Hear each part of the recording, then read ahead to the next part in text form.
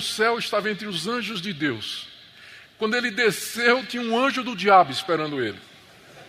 Né? O mensageiro de Satanás, a palavra mensageiro é a palavra angelos no grego. É literalmente um anjo de Satanás.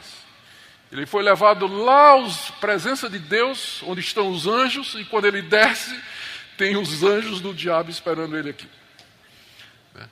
E ele então diz que Deus lhe colocou, ou que lhe foi colocado, ele não diz diretamente que foi Deus, mas ele diz que foi posto, aqui é obviamente um passivo divino, que é aquele modo, o uso dos verbos gregos na voz passiva, sem dizer quem é o agente da passiva, mas está implícito que foi Deus. Né? Me foi posto, ele não diz que foi Deus, mas é evidente que aqui é um passivo divino. E ele diz algumas coisas a respeito desse espinho na carne. Nós não sabemos muita coisa sobre a que ele se refere, porque o problema todo é como interpretar a palavra carne aqui. Se nós interpretarmos no seu sentido literal, como sendo o tecido que recobre o nosso corpo, então Paulo provavelmente está se referindo a uma aflição física, tipo uma doença, uma deficiência, ou alguma coisa que produzisse dor física. Mas o problema é que a palavra carne, sarx no grego, ela é usada não somente para corpo físico, mas ela é usada para se referir à personalidade humana, à existência humana, sem necessariamente a existência física. Então, pode ser uma aflição de natureza espiritual. Certamente não é um pecado de Paulo. Não é, porque é dito que é externo, é um mensageiro de Satanás que vem. Então não é que Paulo sofria com uma tentação de riqueza, por exemplo. Alguns acham que pode ter sido. Mas o que quer que tenha sido, não era alguma falha de caráter na vida do apóstolo Paulo. Mas era um sofrimento externo que era causado a ele, vinha de fora e que era causado para ele. O que a gente sabe é o seguinte: primeiro, que era uma coisa extremamente dolorosa. A palavra que é usada aqui para espinho é uma palavra grega, skalops, que significa também estaca.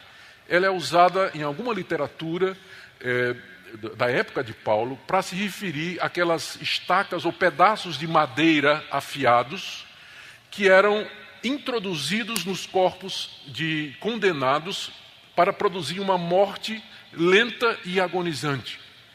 Era o empalamento. E o instrumento do empalamento eram essas estacas de madeira pontiagudas. E às vezes na literatura elas são referidas exatamente com essa mesma palavra que Paulo está usando aqui.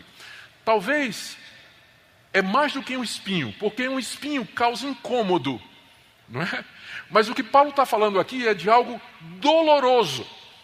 Ninguém ora 3 vezes a Deus para tirar uma felpa, não é?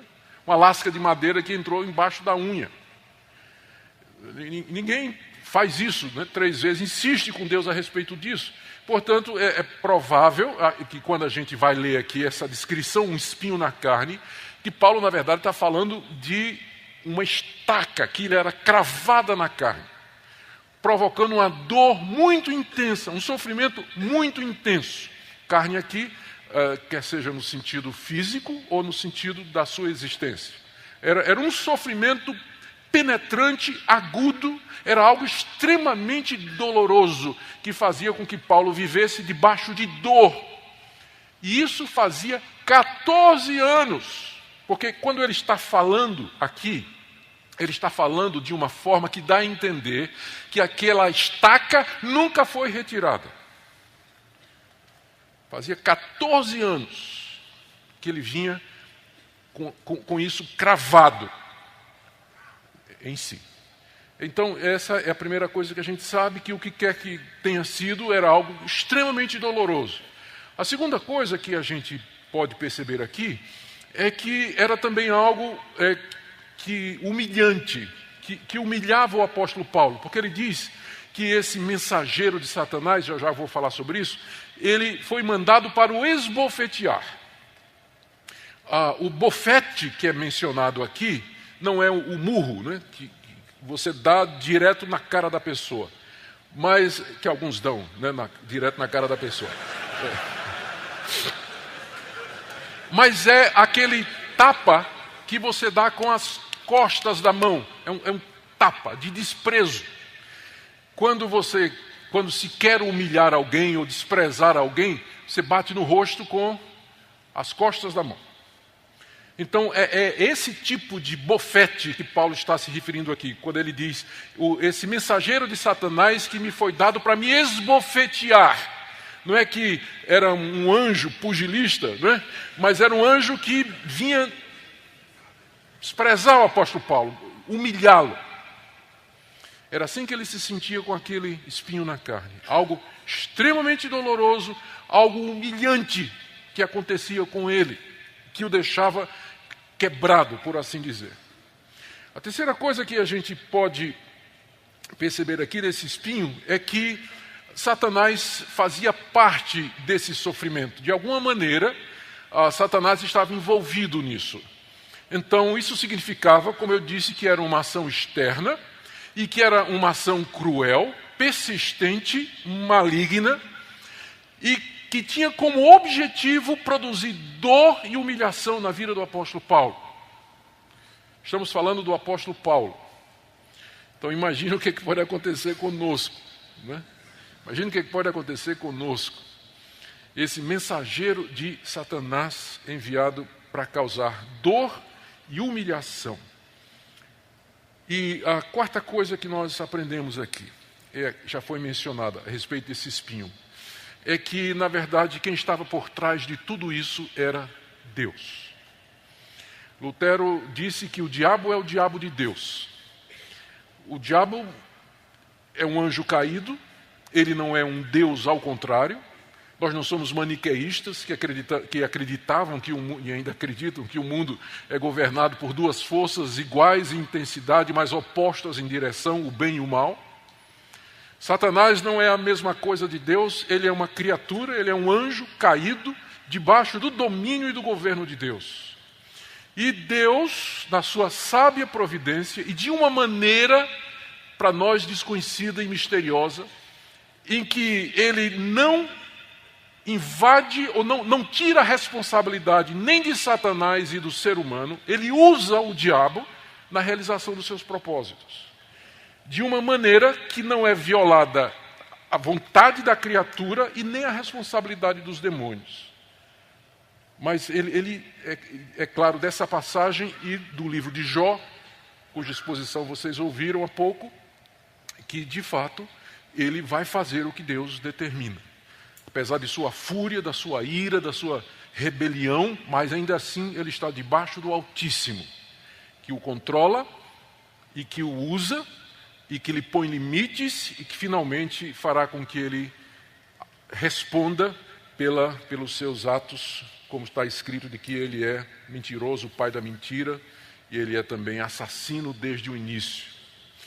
Mas por trás de tudo isso estava a mão de Deus. A mão de Deus por trás desse espinho na vida do apóstolo Paulo. A quinta coisa que nós aprendemos desse espinho é que o propósito dele, está aí no verso 7, era que Paulo não se exaltasse. Não se exaltasse. O que poderia facilmente acontecer, dada a grandeza da revelação que ele recebeu. Ele poderia pensar que ele era mais do que realmente ele era, porque teve esse privilégio de ser levado à presença do próprio Deus ainda vivo aqui, e ter ouvido coisas que não foram referidas a mais ninguém. Então, com facilidade, Paulo poderia se exaltar. Ele poderia se envaidecer, encher-se de orgulho, de prepotência, e aí se tornaria não usável por Deus. Deus não poderia usá-lo. Deus poderia usar um apóstolo sofrendo e humilhado, mas não pode usar um apóstolo arrogante, que pensa de si mais do que convém. Por isso, se Deus tiver que escolher entre manter você humilde através da dor e do sofrimento, ou ver você alegre e feliz, porém orgulhoso, adivinha o que ele vai escolher?